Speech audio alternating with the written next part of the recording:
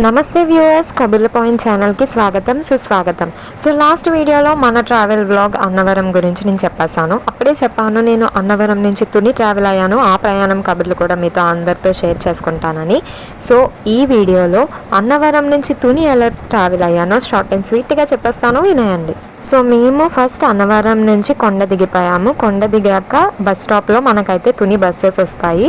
So ఆ bus అయితే మేము క్యాచ్ చేసాము. అండ్ స్త్రీ శక్తి పథకం కూడా మనకి అవైలబులే.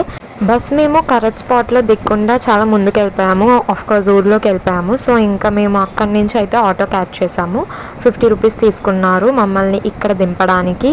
జస్ట్ ఈ ఏరియా దగ్గర వదిలేశారు. ఇక్కడ నుంచి నాకు కావాలి అంటే గోపురం ముందు కూడా దింపుతారు, బట్ మాకు ఆటో అయితే ఇక్కడ వదిలేశారు. అండ్ ఇక్కడ నుంచి మేము నడుచుకుంటూ వెళ్ళిపోయాము. ఆ కనిపిస్తున్న గోపురమే మనకి మెయిన్ గోపురం అన్నమాట. ఈ ఉచిత దర్శనం లైన్ ఫాలో అవుతూ మేము వెళ్ళిపోయాము.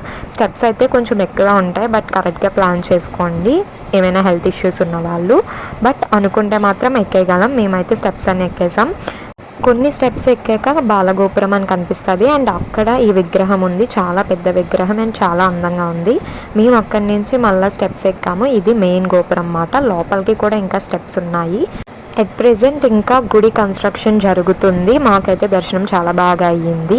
ఫోన్స్ అవి ఏమీ రెస్ట్రిక్ట్ చేయలేదు, అలౌ చేశారు. బట్ నేను ఎక్కువ క్యాప్చర్ చేయలేదు, బికాజ్ ఎందుకులే దేవాలయం కదా, కొన్ని థింగ్స్ అలాగే ఉండిపోవాలనిపించింది. ఇంకా అక్కడి నుంచి మేమైతే రైల్వే స్టేషన్కి రిటర్న్ వచ్చేసాం. Same auto, per head 50 rupees.